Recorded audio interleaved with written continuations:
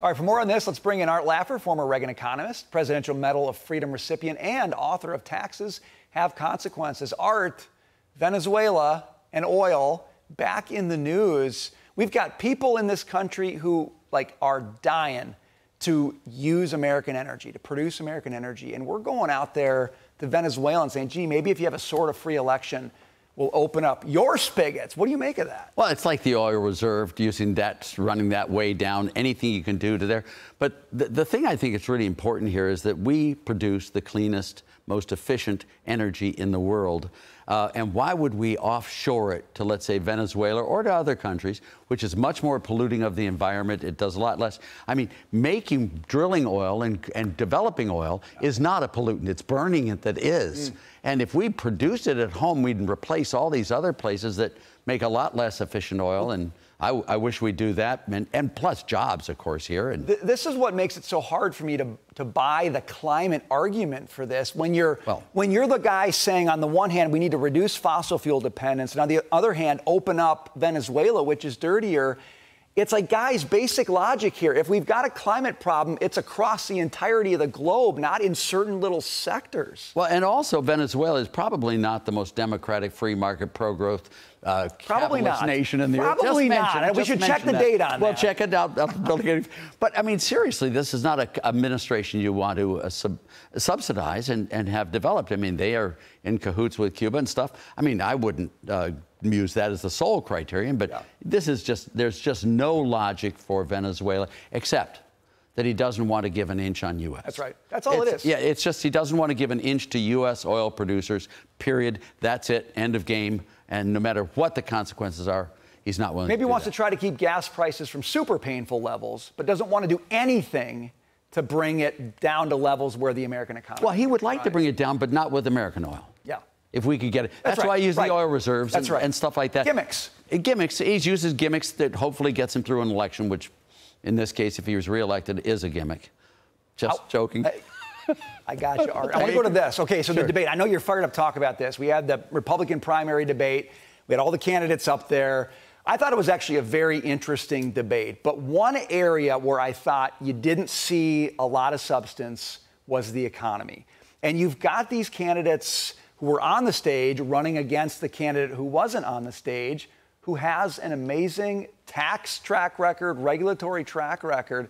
Talk to me, Art, about how, if any of these candidates are going to break through, what do they need to say? What do they need to do? Can it be done? Well, let me just first say that those candidates on the debate stage, the 8 there, are really exceptional people.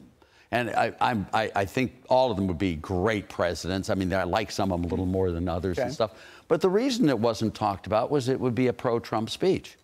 Any of the candidates trying to do good stuff, tax reform, lowering tax rates, broadening the tax base, spending restraint, sound money, deregulation, all of these things are Trump flags. I mean, and so any of these candidates that really spends a lot of time on the economics, energy policy, transparency, Trump he owns the economy. That's what he really does. He just owns all those issues. And so, if he owns the issues, why would they discuss them if he's not there? Is there anywhere they can go? Is this just blocked off? Forget about the economy. You're not going to make any headway. DeSantis, you're not going to make any headway. Scott, no headway. Yeah, but it's really hard because Trump just doesn't have a talking point there. He actually did it. Yeah. We got the Tax Cuts and Jobs Act. We got the transparency. We got warp speed. How wonderful was warp speed? Just fantastic. What it didn't do for my daughter, who was sick with metastatic melanoma because of Trump. They have the immunotherapy now that can really solve. And lots of other people in the same shape I'm in.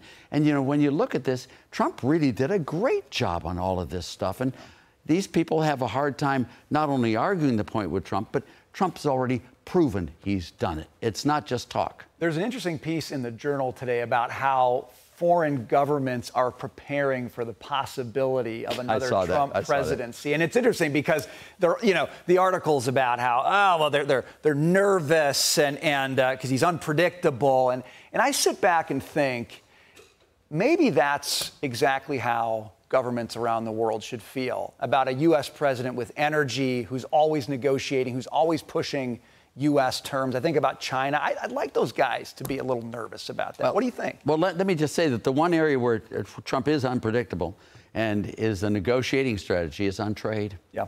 You know, as you know, Trump offered to get rid of all U.S. tariffs and U.S. non-tariff barriers if the rest of the G7 would do that. They all sat there and looked at their shoes. Right. Trump understands negotiations, and there are all sorts of things that he would like to do. The trade deals he did with U.S. and Mexico and Canada, what he did with South Korea, what he did some of the others, were all freer trade, much freer trade. And I believe that if Trump came in, he would be able to negotiate free trade with countries across the board. I don't see Trump as the tariff man. It's so funny I because just don't. He's famous in the last week for saying, I want to do a 10% tariff. I know. But is that your opening salvo in a negotiation? Is that how you read it? How can you not? I mean, the one thing foreigners do know, and Trump knows very well, is the only thing they want is access to our markets. And the only thing he can threaten them with to get them to come to the table and negotiate proper deals, he's an international businessman. Right. I mean, what international businessman doesn't love free trade? I mean, obviously you want to find the cheapest sources, the most best sales. He understands that governments are a problem in international business. I jokingly once said, and I probably shouldn't have said, that Trump has also imported 2 foreign wives. Just joking.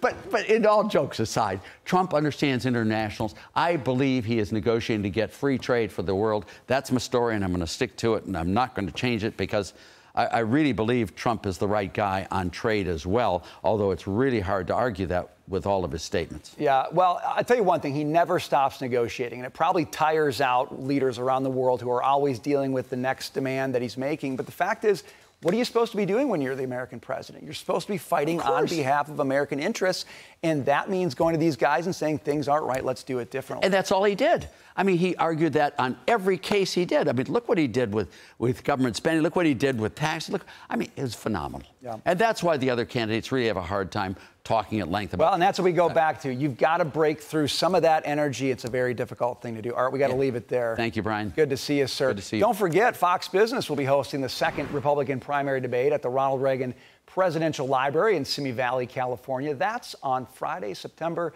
27th. Hopefully we get more economy in that one. I think we will.